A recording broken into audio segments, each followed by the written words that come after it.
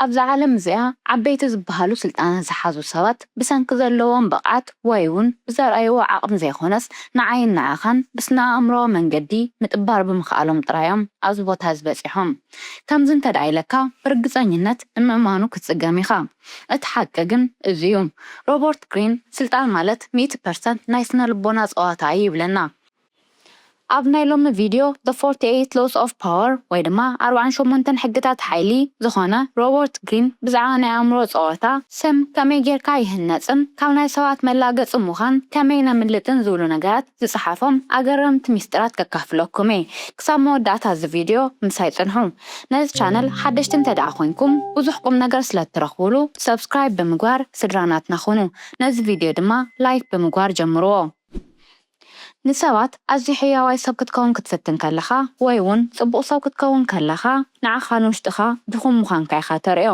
ኣብዚ ዓለም እዚ ኣዝዩ ዘፍርሕ ዝበሃል ነገር ኣዝዩ ዓብይን ከቢድን ሓይሊ ዘለዎ ስልጣን ዝተሰከመ ሰብ እዩ ግን ድማ ካብኡ ንላዕሊ ኣዝዩ ዘፍርሕ ሰብ መን እዩ እንተትብሉኒ ፓወርለስ ወይ እውን ምንም ሓይሊ ዘይብሉ ሰብ ምበልክኹም ምንም ዓይነት ሓይሊ የብሉን ዝበሃል ሰብ ኣዝዩ ክፍራሕ ይግብኦ ከምዚ ክብል ከለኹ ሓደ ሕቶ ከም ተቕርቡለይ ኣይጠራጠርን እዛ ሰባት ኣብ ተመሳሳሊ ሰዓት ንሓደ ክፍሊ እንተዝኣትው ሓደ ሓይሊ ከም ዘለዎ ዘፍልጥ እቲ ካልኣይ ድማ ሓይሊ ዘይብሉ ሰብ እዩ ነዚኦም ክልተ ብኸመይ ንፈልጦም ሓደ ሰብ ገና ኣፉ ምንም ቃል ከይወፅእ ሓይሊ ኣለዎ ድዩ የብሉን ዝብል ነገር ክንፈልጥ ንኽእል ኢና መብዛሕትኡ ብኣካላዊ ምንቅስቓሱ ክንገልፆ ንኽእል ኢና ሓደ ሓያል ዝበሃል ሰብ ኣዝዩ ዝተረጋግዐ ኣካላቱ ከም ዝደለየ ዘንቀሳቕሶን ብዝደለየ መንገዲ ዘቐምጥን እዩ ነቲ ፓወርለስ ዝበሃል ሰብ እንተደኣ ተዓዚብኩም ግን ኣፀቢቑ ተጠንቂቑ ዝቕመጥ ብዛዕባ ኣከዳድንኡ ወይ እውን ብዛዕባ ኣካይድኡ ዝሓስብ ነርቨስ ዝኾነን ዝተጨናነቐን ሰብ እዩ ኣብ 48 ሕግታት ሓይሊ ዝብል መፅሓፍ ሓደ ኣገዳሲ ሕጊ ኣሎ ከም ንጉስ ክትረአ እንተደኣ ኮይንካ መጀመርታ ንባዕልኻ ንጉስ ክትመስል ክትክእል ኣለካ ዋና ነገር ኣብ ውሽጥኻ ዘሎ እምነት እዩ ኣብ ውሽጥኻ ንስኻ ከም ንጉስ ክትንቀሳቐስ እንተደኣ ጀሚርካ ጓል እንተኮይና እውን ንስኺ ከም ንግስቲ ክትንቀሳቐስ እንተደኣ ጀሚርኪ ሰባት ንዓኺ ከም ንግስቲ ክሪኡኽን ከኣምንኹ ክጅምሩን እዮም ሰባት በዚ መልክዖም ዝርድኡ ኣብዚ መፅሓፍ እዚ ብዛዕባ ክሪስቶፈር ኮሎምበስ ሓደ ሂደት ነገር ተፃሓፈ እውን ኣሎ ብዛዕባ ታሪኹ ትፈልጡ እንተደኣ ኮይንኩም ነዚ ሕጊ ከመይ ከም ዝተጠቐሞ ክንዕዘብ ክሪስቶፈር ካብ ሓደ ኣሴዛ እንዳሸጠ ዝመሓደር ቤተሰብ እዩ ተወሊዱ ግን ድማ ካብዚ ቤተሰብ እዚ ተበጊሱ ኣብ ስፔን ዘለዎ ነገስታት ኩሎም እንዳኸደ ኣነ ካብ ሃብታም ዝተወለድኩ እየ ስድራ ቤተይ ኣዝዮም ሃብታማትን ርኽዋትን እንዳበለ ንኩሎም ከእምኖም ክኢሉ ነይሩ ነገር ግን እዚ ነገር ዝኽገብሮ ዝኽኣለ ብቓሉ ጥራይ ዘይኮነስ ብተግባሩ እውን ስለዝነበረ እዩ ርእሱ ዝሓዘሉ መንገዲ ሓደ ንጉስ ርእሱ ዝሕዘሉ መንገዲ ስለዝነበረ እቶም ንጉሳት እውን ሙሉእ ንሙሉእ ከኣምንዎ ክኢሎም ነይሮም በዚ ምኽንያት ድማ ናብ ኣሜሪካ ዘብፅሖ ገንዘብን ካሊእ ማተርያላትን ሂቦም ሰዲዶምዎ ነዚ ክነግረኩም ከለኹ ፌክ ኢት አንቲል ዩ ሜክ ኢት ዝበሃል ነገር ሓቂ እዩ ከም ትብሉኒ ኣይጠራጠርን እወ እዚ ነገር ብውሱን ደረጃ ሓቂ እዩ ፌክ ኢት አንቲል ዩ ሜክ ኢት ማለት እትረኽብዎ ነገር ክሳዕ እትረኽብዎ ንዕኡ እንዳምሰልኩም ሕለፍዎ ማለት እዩ ኣብ ሓደ ደረጃ ክትበፅሑ ከለኹም ግን ካብ ዓቐን ሓሊፍኩም እትበሃሉሉ መስመር ኣሎ ንሱ እውን ካብ ምምሳል ሓሊፉ ነቲ ነገር እትትጉሩሉ ግዜ እዩ ነቲ ኣነ ኢልኩም እትሓስብዎ ሰብ ኮይንኩም ክሳዕ ዝኸድኩም ቁፅሪ እቲ ሰብ ከምፅኦ ዝግባእ ነገር ሒዝኩም እውን ክትመፁ ይግባእ መልክዕ ጥራይ ክኸውን የብሉን ማለት እውን ውፅኢት ከምፅእ ይግባእ ነቲ ውፅኢት ከምፅእ ዝኽእል ሰብ እውን ክትኮኑ ኣለኩም ስምኩም ጥራይ ወይ እውን ኣፒራንስኩም ኣቀራርባኹም ጥራይ ንርሑቕ ቦታ ካብፅሐኩም ኣይኽእልን ብርግፅ በዚ ኣካይዳ እዚ ውሱን ደረጃ ክትከዱ ትኽእሉ ኢኹም ኮይኑ ግን ኣብ ዝኾነ ኣጋጣሚ ሰባት ፍረኹም ክዕዘቡ ክጅምሩ እዮም እቲ ኣነ እዩ ዝብሎ ሰብ እንተዝኸውን ነይሩ ነዞም ነገራት መገበረ ነይሩ ክብል ክጅምር እዩ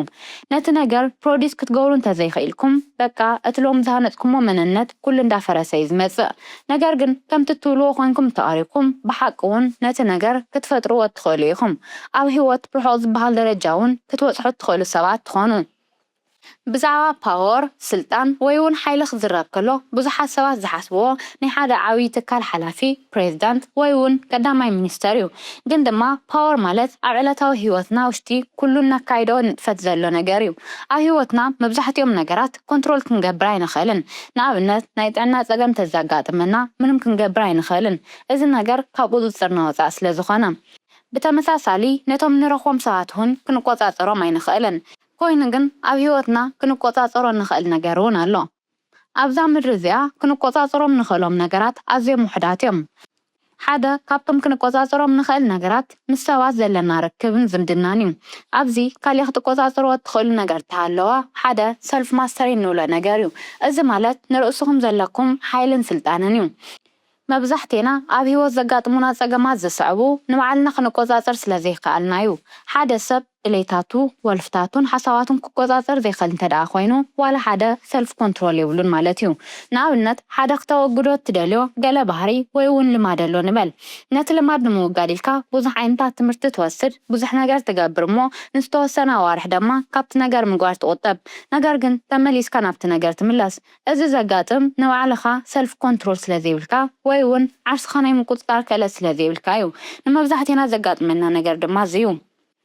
ርእስኻ ናይ ምውናን ድሌት ናይ ምቁፅፃር ድሌትን ኣብ ርእሲ ሰባት ስልጣን ናይ ምድላይ ድሌትን ፓወር ይበሃል። ነዚ ፓወር እዚ ብዝበለፀ እናረኸብናዮ ብዝኸድና ቁፅሪ ድማ ዝህበና ናይ ዕግበት ስምዒት ብኡ ልክዕ ዓብዪ እንዳኾነ ይመፅእ። ስለምንታይ እንተደኣ ኢልና ብተፈጥሮ ደቂ ሰባት ሄልፕለስ ክንከውን ኣይንደልን። ነዚ ድማ እዩ ሰባት ዝሓዝዎ ስልጣን ብቐሊሉ ክሰዱ ዘይደልዩ። ኣብዛ ምድሪ ፓወር ወይ እውን ሓይሊ ዝበሃል ዓንዲ ሕቖ ኩሉ ነገር እዩ። ሓደ ሰብ ሓይሊ ምስ ዘለዎ ንብዙሕ ነገር ተገላፃይ ኣይኸውንን። በአንጻሩ ሓይሊ ወይ እውን ፓወር ምስ ዘይህልዎ ድማ ካብ ኩሉ ኣንፈት ብቐሊሉ ተጠቃዓይ ይኸውን። እዚ ዝፍጠር ግን ሰባት ንዓኹም ሽም ክውን ዲፋይን ክገብሩኹም ኣብ ተፍቅድሉ ግዜ እዩ። ኣብዛ ምድሪ እዚኣ ፓወር ዝበሃል ብዴታ ወይ ድማ ብመረዳእታ ኣብዛ ምድሪ እዚኣ ክገብሮም ዝኽእል ነገራት ካብዚ ሰብ እዚ ዝበለፀ ይገብረኒ ኢልኩም ትሓስቦም ነገራት ኣይኮኑን። እቲ ዋና ነገር ስነ ልቦና እዩ። እቲ ፀወታ ብትክክል ምፅዋትኩምን ዘይምፅዋትኩምን እዩ ዝውስኖ። ኣብዚ ፀወታ ዕዉት ንምዃን ድማ ብስነ ልቦናዊ መንገዲ ክስዕሩ ክትክእሉ ኣለኩም። ንመብዛሕትኡ ሰብ ክስዕሩ እንተደኣ ደሊኹም ብኣእምሮኹም መጀመርያ ክትዳለውሉ ይግባእ። ንሳቶም ገና ምሳኹም ከይተራኸቡ ብኣእምሮኦም ሽንፈት ተቐቢሎም ንኽመፁ ክትገብሩ ክትክእሉ ኣለኩም። ብዛዕባ እዚ ጉዳይ እዚ ብሰፊሑ ዝሰራሕክዎ ቪድዮ ስለ ዘሎ ኣትኹም ምርኣይ ትኽእሉ ኢኹም። ተዓዚብኩም እንተደኣ ኮይንኩም ናይ ዓበይቲ ትካላት ስራሕ ኣካየድቲ፣ ፕሬዚዳንታት፣ ቀዳማይ ሚኒስተራት ብዝገብርዎ ዓብዪ ዘገርም ተግባር ወይ እውን ክእለት ኣይኮኑን ኣብ ስልጣን ዘለዉ እንታይ ደኣ ብዝተፃወትዎ ከቢድ ናይ ስነ ልቦና ፀወታ እዩ። እዞም ከምዚ ዓይነት ሰባት ናይ ስነ ልቦና ፀወታ ከመይ ገይሮም ክፃወቱ ከም ዘለዎም ኣፀቢቖም ዝፈልጡን ዝተምሃሩን እዮም። ንገዛእ ርእሶም ከመይ ከቕርቡ ከም ዘለዎም፣ ከመይ ከርዩ ከም ዘለዎም፣ እንታይ ዓይነት ፀወታ ከም ዝፃወቱ፣ ከመይ ገይሮም ከም ዝልወጡን ከም ዝቕየሩን ኩሉ ነገር ኣፀቢቖም ይፈልጡ እዮም። ናይ ሓይሊ ሕጊ ዝበሃል ድማ እዚ እዩ። ናይ ሓይሊ ሕጊ ናይ ሂወት ሕጊ እዩ። ሓይሊ ድማ ኣብ ስነ ኣእምሮ ሰባት ዝስራሕ ከቢድ ጨዋታ እዩ። ሓይሊ ዝበሃል ነገር ቅርፂ እንተዝህልዎ ነይሩ ሰባት ንዓይ ንኽፈትዉኒ ከመይ ክገብር ይኽእል፣ ሰባት ኣብ ጎነይ ንክኾኑ ኩሉ ግዜ ንኸይገድፉኒ እንታይ ክገብር ኣለኒ ዝብል ቅርፂ መሓዘ ነይሩ። እዚ ግን ሰባት ብምፍርራሕ ወይ እውን ብምርዓድ ኣይኮነን፣ ብጥበብ እዩ ዝግበር። ብቐሊሉ ናይ ፓወር ሳይኮሎጂካል ጌም ማለት ሰባት ንዓኻትኩም ክገብርዎ እትደልይዎ ነገር ንሳቶም ባዕሎም ደልዮም ንኽገብርዎ ምኽኣል እዩ። ንሳቶም ነቲ ነገር ንኽገብርዎ ንስኻትኩም ኣገዲድኩምዎ ዘይኮንኩምስ ባዕላቶም ደልዮም ነቲ ነገር ክገብርዎ ምኽኣሎም እዩ። ነገር ግን ንዓኻትኩም እንዳገልገሉን ንዓኻትኩም እንዳሰርሑን ከም ዘለዉ ክርድኦም የብሎምን። ብዙሓት ነዚ ጥበብ እዚ ዝፈልጡን ዝትግብርዎን ሰባት ኣብ ዝለዓለ ደረጃ እዮም ዘለዉ። ኣብ ሂወት ኩሎም ነገራት ዝፀቡና ምስ ሰባት ከመይ ጌርና ክንረዳዳእ ከም ዘለናን ናብ ጥቕምና ክነውዕሎም ከም ዘለናን ስለዘይፈልጥ እዩ። ወዲ ሰብ ኣዝዩ ዝሽወዶ ነገር ኩሉ ሰብ ከም ባዕሉ ገይሩ ምርኣዩ እዩ። ሰባት ፍጹም ከም ነፍስና ኣይኾኑን። ኣስተውዒልኩም እንተደኣ ኮይንኩም ኣብ ዙርያና ዘለዉ ኩሎም ሰባት ኣብ ርእሴና ሓይሎም ከርዩ ይፍትኑ እዮም። ስለዚ ኩላቶም ሰባት ከማዮም ኢልኩም ከይትሽወዱ። ሰብ እንታይ ዓይነት ፀወታ እንዳተፃወተ እዩ ነቲ ፀወታ ከመይ ጌራ ክስዕሮ ይኽእል፣ እንተወሓደ ካብ ናቶም ኢድ ከመይ ከምልጥ ይኽእል፣ ናይ ሰብ መላገፂ ከይኸውን ብምንታይ ዓይነት መንገዲ ክጓዓዝ ኣለኒ ኢልኩም ክትሓስቡ ክትክእሉ ኣለኩም። ናይ ሎሚ ቪድዮ ጠቒምኩም ከም ዝኸውን ኣይጠራጠርን። ኣብ ናይ ሎሚ ቪድዮ ኣዝዩ ዝጠቐመኩም ነገር ኣብ ኮመንት ፃሓፍሉ ኢኹም። ኣብ ቀፃሊ ብካልኦት ዝበለፁ ጠቐምቲ ትሕዝቶታት ንኽንራኸብ ነዚ ቻነል ሰብስክራይብ ብምግባር ስድራ ናትና ኹኑ ኢኹም። ኣብዚ ዘለኹምዎ ሰስናዩ